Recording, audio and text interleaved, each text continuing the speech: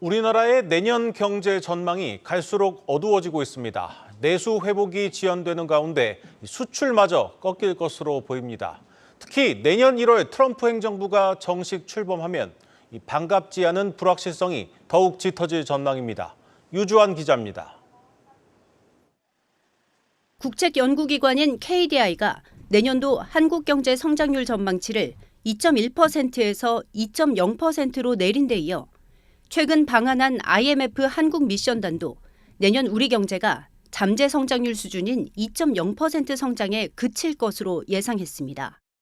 글로벌 투자은행인 시티와 바클레이즈, JP모간 등은 이보다도 더 낮은 1.8% 전망치를 제시하고 있는데 한국 경제를 이끌어온 수출이 꺾일 것으로 예상되는 한편 내수 회복 역시 지연되고 있어서입니다.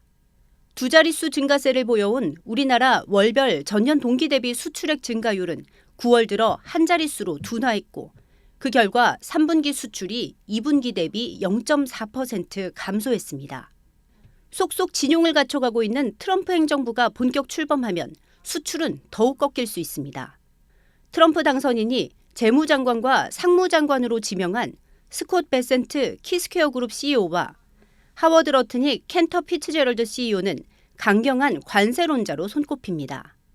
시나리오를 알고 거기에 맞닥뜨려서 들어갈 수밖에 없고 우리로서는 중국과 관련돼서 과연 미중 간의 갈등 사이에서 우리가 거기에 끼어서 새우등 터지느냐 아니면 살짝 벗겨나 있어서 거기서 이제 튄 물을 잘 받아 마시느냐 후자가 되도록 뭐 기업도 노력하고 정부도 노력하는데 회복이 지연되고 있는 내수 부문 역시 트럼프 집권에 따른 영향에서 자유롭지 못할 것으로 우려됩니다.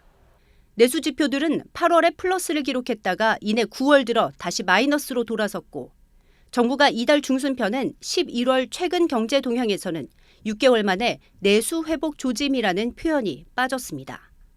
한국은행에서 기준금리 인하 속도를 늦출 것으로 보입니다. 그러면 가계 입장에서는 소비 지출을 줄이고요. 그다음에 대출 원리금을 상환한다든지 아니면 예금을 과거보다 더 많이 보유할 수밖에 없는 상황이고 기업도 투자 자금 조달을 할 때 이자 비용이 기존보다는 높아지기 때문에 당연히 투자도 감소하게 됩니다.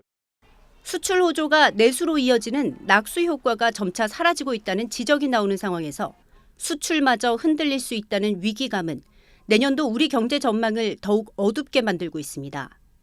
위기를 넘기 위한 금리 인하와 적극적인 재정 정책을 요구하는 목소리가 높지만 자칫 가계부채 관리와 재정 건전성 목표와 충돌할 수 있어 딜레마 상황에 빠졌다는 분석입니다.